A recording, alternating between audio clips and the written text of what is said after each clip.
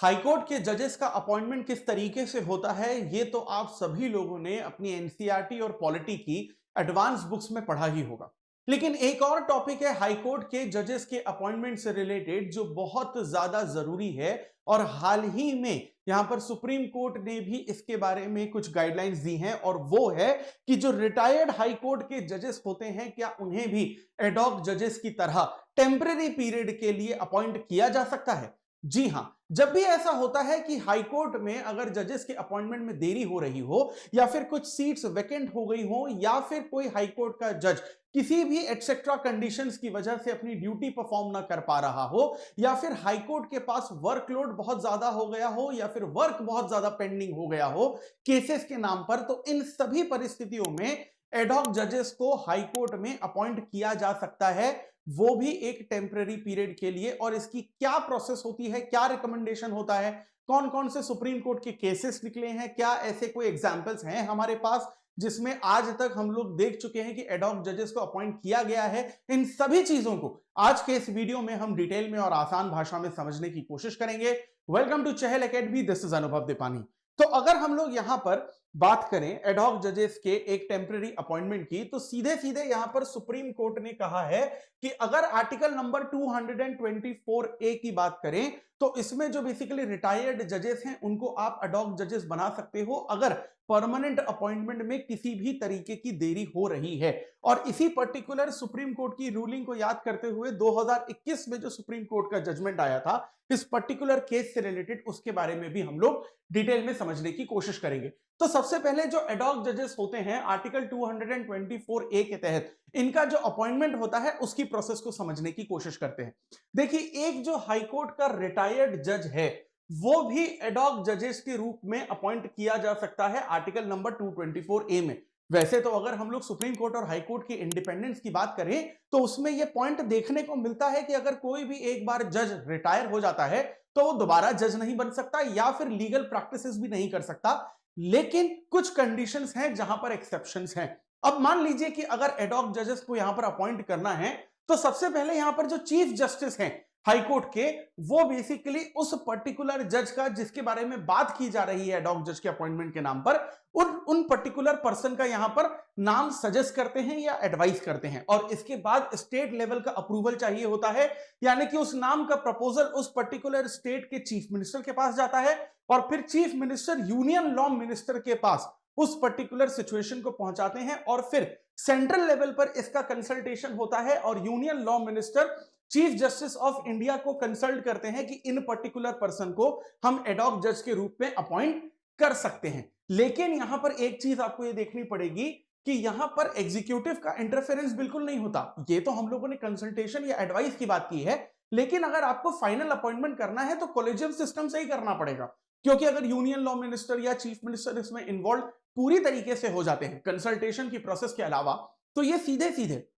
Directive principle of state policy के article number 50 का violation करता है, जिसमें साफ तौर पर यह कहा गया है कि एग्जीक्यूटिव और जुडिशरी का पूरी तरीके से सेपरेशन होना चाहिए। यहां तक कि सुप्रीम कोर्ट में हमें लोक प्रहरी केस देखने को मिलता है जिसमें सेक्रेटरी एस.एन. शुक्ला जो एक रिटायर्ड आईएएस ऑफिसर थे वर्सेस यूनियन ऑफ इंडिया 2021 में साफ तौर पर यह वर्डिक्ट देखने को मिलता है कि सुप्रीम कोर्ट ने कहा है कि अगर एडॉक जज का भी आपको अपॉइंटमेंट करना है तो यहां पर कॉलेजियम सिस्टम जो है उसका इस्तेमाल करना पड़ेगा। यानी कि जो फाइनल रिकमेंडेशन है वो 3 जजेस मिलकर देते हैं, chief justice of India and supreme court के 2 सीनियर मोस्ट जज। और फाइनली ये जो रिकमेंडेशन है प्राइम मिनिस्टर के पास जाता है और प्राइम मिनिस्टर की रिकमेंडेशन पर फाइनली जो प्रेसिडेंट ऑफ इंडिया है इस पर सिग्नेचर करके अपना अप्रूवल देते हैं और एडॉक जज का अपॉइंटमेंट पूरी तरीके से हो जाता है। अब यहां पर सबसे पहले कंडीशंस को समझने की कोशिश करते हैं कि क्यों आप एडॉक जज को अपॉइंट कर सकते हैं। इस कंडीशन का भी क्लैरिफिकेशन इसी 2021 के लोक प्रहरी केस में सुप्रीम कोर्ट ने दिया हुआ है।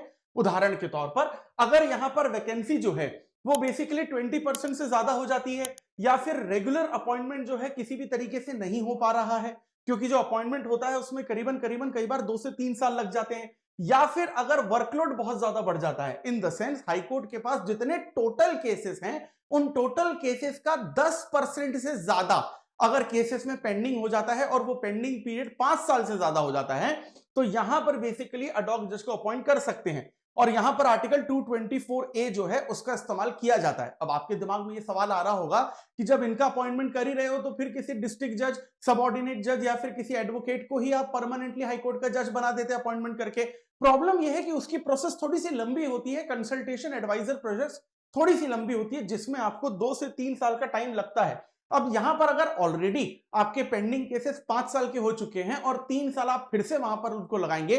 किसी नए जज को अपॉइंट करने में, तो सीधे सीधे ये तो 8 साल हो गए। और हमें पता है कि यहां पर जब कोर्ट के चक्कर लगते हैं तो कितने लंबे लगते हैं, यानी कि 2-3 साल और लग जाएंगे उस केस को सॉल्व करने में। तो 5 साल पहली पेंडिंग था, 3 साल अपॉइंटमेंट होगा, फिर 3 से 4 साल केस चलेगा, यानी कि जस्टिस सर्व करने में 12 साल लग जाएंगे। और जस्टिस अगर सर्व करने में डिले होता है तो वो जस्टिस नहीं कहलाता है। इसीलिए इस पर्टिकुलर प्रॉब्लम को सॉल्व जल्द से जल्द किया जा सके, इसलिए आर्टिकल 224 क्लॉज ए में अडॉक जजेस का जो अपॉइंटमेंट है वो दिया जाता है। लेकिन इसमें भी कुछ लिमिटेशंस हैं कि कितने साल तक दिया जाता है, उसके बारे में अभी हम लोग देखेंगे। उससे पहले हम लोग ये देख लेते हैं कि सुप्रीम कोर्ट ने भी